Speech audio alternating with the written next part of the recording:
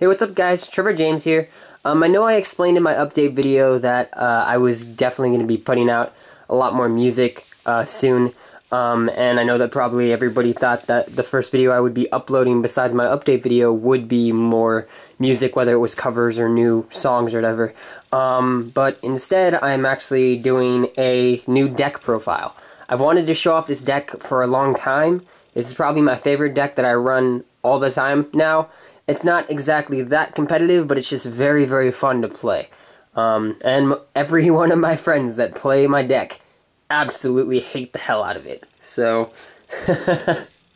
so I'm sorry for anybody that is watching this video that wanted music or, you know, other things on my channel. But for people that do like card games and do like Yu-Gi-Oh, stay tuned and check out my new deck profile. So here we go, guys. This is my Dustin deck profile, or Duston deck profile. So, if you ever heard of Dustins, I don't know, a lot of people have never heard of Dustins. Whoever play, they're very, very uncommon to be played. But I kind of built them in a way that they run and work very, very well. So without further ado, let's get this started. So first off, I run 3 House Dustin. This is basically the whole point of this deck. For those of you that don't know what Dustins do, I use this card. If this card gets destroyed, I basically call out Dustins to each side of the field for every monster that doesn't exist on the field. So if there's like 4 open monster spots, then on each side of the field I'm putting 4 open monster spots, as long as my opponent has as much as I do.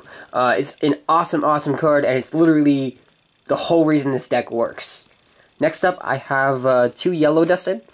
This is like the best out of them for having on my side of the field if it's destroyed, because I get to actually grab a card from my graveyard, a monster card, and add it back into my deck, and my deck gets shuffled. So it's pretty good. Then I run 2 green Dustin. I only run 2 of each Dustin. If I ran more, it would not work. So 2 green Dustin, 1 for me, 1 for my opponent, obviously. The green Dustin is kind of annoying if it gets destroyed on my side of the field, because it sends 1 face-down spell or trap card back to my hand. But the same thing is if I kill it on my opponent's side of the field, that effect's going to go off on their side of the field. So it works when I'm killing it, but does not work when it gets killed on my side of the field. But it's still a good card. Blue Dustin. This is another one of the Dustins. This is also another annoying one. When it gets destroyed on my side of the field, it removes 1 card from my hand until my next turn. So my standby phase of my next turn. But it does the same thing to my opponent. So if I hit it, then they get a card removed from their hand until their next turn. So it's not bad. And then the red Dustin is basically the bomb card. When it gets destroyed on either side of the field, whoever is the owner of it takes 500 damage. So if it was on my opponent's side of the field, they take 500. If it was on my side of the field, I take 500. Then I have a lot of triple cards. So I have 3 Staging and Security. This is another card that kind of lets me search my deck for my House Dustin. It's extremely important. If I didn't run it, I would have a very hard time searching for my House Dustin, because it's the whole reason that the deck works. Then I have my 3 Goblin Kings. This is the OTK of the deck, because Goblin King is 1,000 for each fiend on the field, on my opponent's side of the field and my side of the field. So if I've got like 4 Dustin, my opponent has like 4 Dustin, it's going to be 8,000 attack, and that's instant game. If I can get my attack through on my opponent's Dustin, that's face-up attack and 0 attack. So it's a game if I can get it through. So I will sometimes go OTK, but it's also just a heavy, heavy beater. And also it can't be destroyed if I have another, or it can't be attacked if I have another fiend-type monster on the field. So it's not bad. This card is Star Dustin. It's like the most broken card in my deck. Probably barely anybody's ever heard of this card. Basically what it does is I can sacrifice each Dustin on my side of the field to special summon it from my hand. It gains 1,000 for each Dustin that I basically sacrificed for it. So for the most part, I usually have it at 4,000. When it hits the field, my opponent cannot activate any face-down spell or trap cards. Any of the spell or trap cards that they set after that cannot be flipped. So they cannot activate any face-down spell or trap cards. They can only activate face-up spell cards, or if they have a very rare card that would allow them to activate traps from their hand. But for the most part, it is very, very annoying of my opponent not to be able to use spell or trap cards if they're face down. Also, they cannot special summon monsters. So in this kind of game that it is in 2015, everything special summons, especially with like ranks and stuff like that. And back row is not incredibly heavy in like this format, but it's still very good and very annoying to use against my opponents. So they absolutely hate that card. And yeah, Star Dustin's amazing. Its only downfall is obviously if I have more monsters on my side of the field than my opponent, it's automatically destroyed. So I try to never have more monsters than my opponent. And since they usually have 4 Dustin or 3 Dustin, sometimes they'll have more. When they have 5 monsters, I mean, it's kind of hard to get it destroyed. Next up, I have my hand traps, and I have quite a few of them. I have 3 Battle Fader. The reason why I run hand traps, and especially stall, is because I have to stall with this deck. If I don't have a House Dustin in my hand, my deck's not going to work. So I have to stall until I get that House Dustin, or until I draw that search to get that House Dustin, or just stall to burn my opponent. So that's what that card does, Battle Fader. And I think everybody probably knows what that does. I discard it from my hand, or not discard it. My opponent attacks me, I can basically negate their attack, and he comes to the field. And then when he's destroyed, he gets removed. And then I run 2 Tragodia. This guy is awesome in this deck, because I usually have a pretty huge hand, thanks to the way my deck works. So he's got a pretty good defense, and then I can use him for XYZs, and also use him for my 1 Synchro Monster, and I'll show you guys. Extremely easy to get out my Synchro Monster, which is really fun. Those are all my monsters, so I think I have like 20 monsters, 21 monsters. Next up, I have my spells. So I have 2 Aura of Thou. I tried running it at 3, but 3 just didn't work. It was too, it basically really messed up my hand, because if it's the only card that I'm drawing into, it's pointless, because I have to have a level 1 monster to use its ability. So basically what Aura of Thou does is I have to have a level 1 monster on the field. I activate Aura of Thou, and I can search my deck for a level 1 monster and add it to my hand. I have to summon that level 1 monster during that turn. If I don't, I take 2,000 damage. So I have to summon it, or else I'm going to be hit with some major damage, and that's not fun. And then I have my 1 for 1. This card is amazing. Unfortunately, it's at 1. It'll probably always be at 1, because it basically, I discard 1 monster from my hand, special summon 1 level 1 monster from my deck to the field. Best way to get out House Dustin. And sometimes I'll even use it on like Staging and Security if I want to go into something else, which I'll show you guys that combo in a little bit. Next, I run 3 Mystic Boxes. Most people probably do not run Mystic Box. It is a very old card, but in my deck it is absolutely amazing, because basically if I don't get a House Dustin play and I have Dustins in my hand just kind of sitting there, I'll summon them to the field, activate Mystic Box, kill one of my opponent's monsters, and give them control of my House Dustin. I didn't explain how the Dustins work. I just realized that. The Dustins cannot be used as XYZ material, they cannot be used to synchro, and they cannot be used to sacrifice. So the only way your opponent can get rid of the the Dustins is they have to destroy it with like a spell or trap card. So Mystic Box is here to add more Dustins to the field, or just give me a really good play. So it's a really fun card. That's kind of the opposite of Creature Swap. I will sometimes go into a Dustin, but sometimes I'll just take my monster's really strong card, or my opponent's really strong card, if I'm not doing so well, and my hand is terrible, and I'm not getting the cards that I need. Next up, I run 2 Forbidden Lances. I used to run MST. MST was fine, but there's so many trap cards that my opponents activate to stop my House Dustin once they figure out how my House Dustin works. Because they do not want its effect going off. So what Forbidden Lance does is it's going to basically make my House Dustin not going to be affected by those spell or trap cards, and I can still get Dustin's effect through, still get my freaking opponent's Dustins on the field, and it's just a really good card. It's way better than MST, and it's really helped out my deck. I run 1 Dark Hole. So basically, one Devastator card. That's it for the spells. For the traps, I used to run not as many traps, and now I run tons. For those of you that are probably watching my deck right now, my profile, I run 48 cards. I've never ever ran a deck with 48 cards, and I never thought a 48 card deck would be good. However, this deck, because of the way that it's built, it actually works with 48 cards. So here we go. Let's go into the craziness that is my traps. I have 3 Just Desserts. So this is basically the burn part of my deck. and it works so well. Just Desserts basically makes it so every monster on my opponent's side of the field, they'll take 500 damage for each one. So if I've put 4 Dustins on their side of the field, and then they have like one other card, they're going to take 2,500. 4 of those, they're going to be dead. But of course I only have 3. And that's where Secret Barrel comes in, because this guy basically gives me that final damage to my opponent if they're sitting like 1,000 damage or something, or 2,000 damage. Secret Barrel does damage to my opponent for each card on their side of the field. Their hand, so all their monsters, their spell, and their hand, they take 200 for each. So for the most part, I'm usually doing at least 2,000 damage. Least I've ever done with this card is like 14. It's an amazing card. It's not used really anymore. It's a very old card. Next up, I have the absolute destruction that is Ceasefire. Ceasefire originally was at 1, and then with the new ban list, they brought it to 2. I love Ceasefire. Basically, it does 500 damage for each effect monster on the field.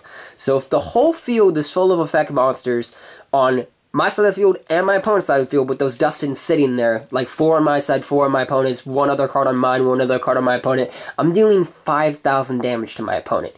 That right there will literally basically be game if I've already done maybe 25 to my opponent. It is amazing. It is so good. Or not 25, like 3,000 to my opponent. And it's really easy to do Ceasefire and do that much damage because of the way my deck works. Then, because like I said, I am running a little bit of a stall engine, I run 3 Magic Cylinder. I didn't know what's really one to have like a good stall, and Magic Cylinder really works, especially since my burn is pretty heavy in this deck. So Magic Cylinder, if my opponent attacks me, I basically deal damage back to them, negate their attack, and they take whatever damage their attack of their monster was. So if their monster is like a 3,000 attack monster or 4,000 attack monster or something, just say it's a huge boss monster, they're going to be taking that much damage that their monster's attack is. So sometimes this will actually resolute in game, and I will literally win from it. So it's an amazing card. Then I run 3 Windstorm of Edequa.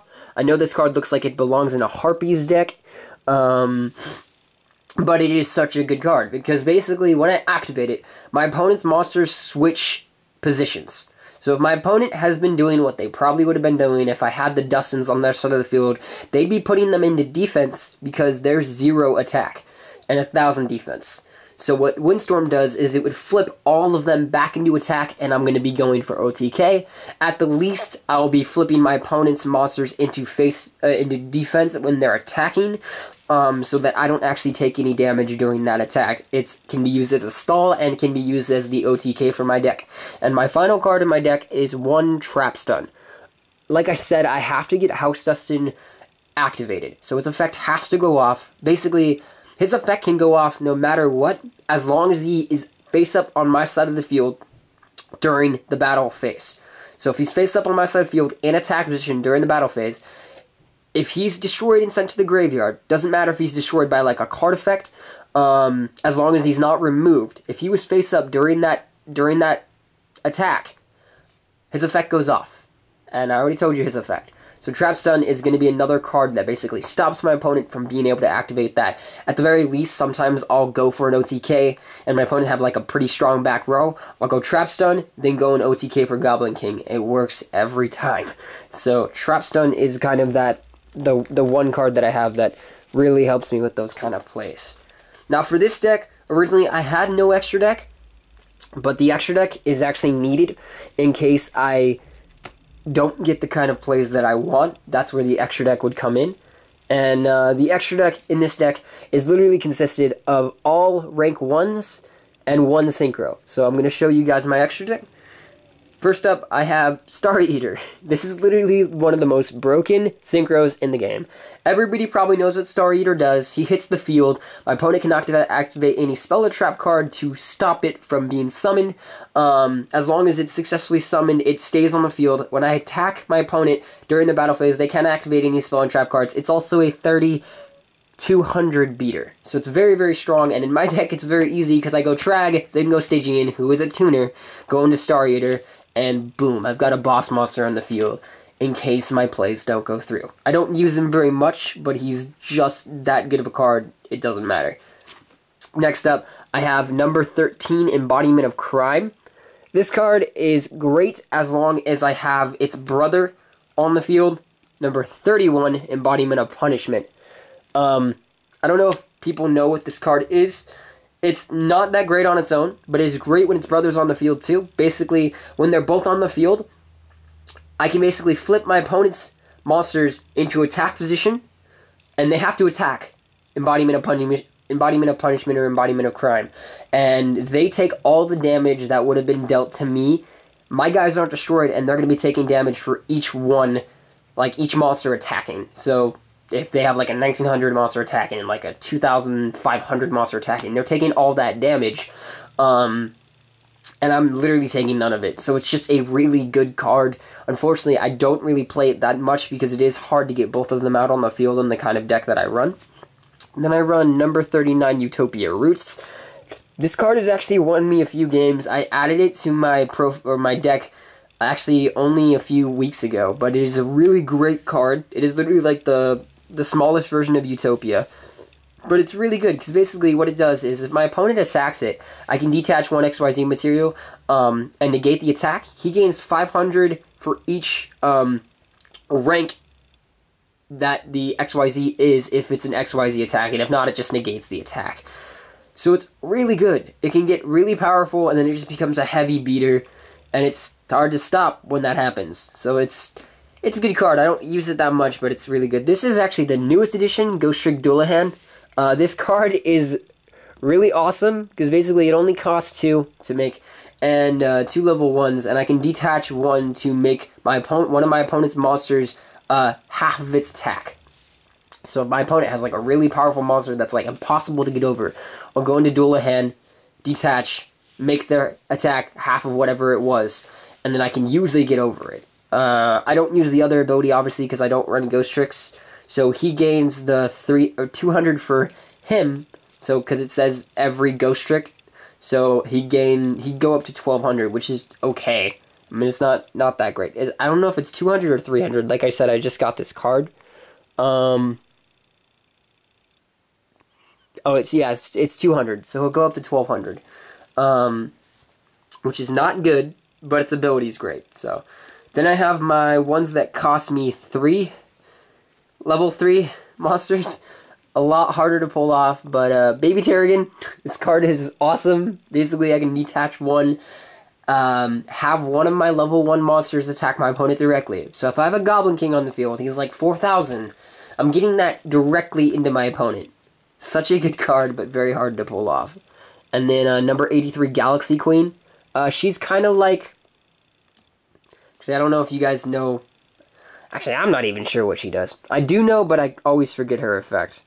So it says, once a turn you can detach one XYZ material from this card until your opponent's end phase. The monster you currently control cannot be destroyed by battle, and if they attack a defense position, monster inflict battle damage to your opponent. So it's another really good card for my kind of deck, because all mine are level 1s. So it's a good card. It's level 1 through 4, but it's a good card. I don't really use it that much, but it's a fun card. And then number 54, Lionheart. This card is ridiculous.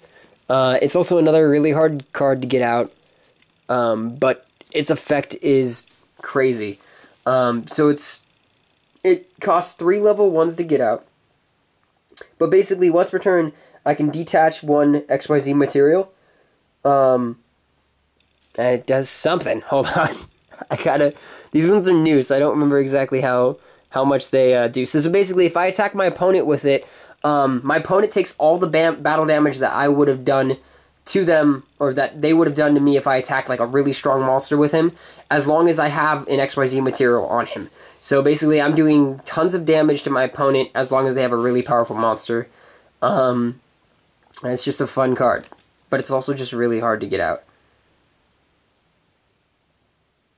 And then there's this card, Mira the Starbearer, another newer card that I got. Also costs 3 level 1s to make, but basically I can detach one XYZ material to make it so that it won't be destroyed during that turn. As long as it's face up on the field, all level 4 or lower monsters cannot be destroyed by card effects. So it stops all kinds of different stuff from happening to my monsters. And with my kind of deck, I need that kind of power to stop it. So yeah, guys, basically that's my Dustin deck. Sorry for the few cards I didn't know exactly what their effects were completely. My extra deck is kind of new, so that's one reason why. But yeah, guys, that's my Dustin deck. I hope you guys enjoyed that. There will be more videos out today, so keep checking it. But this would be the first video of today. So I will see you guys later. Bye.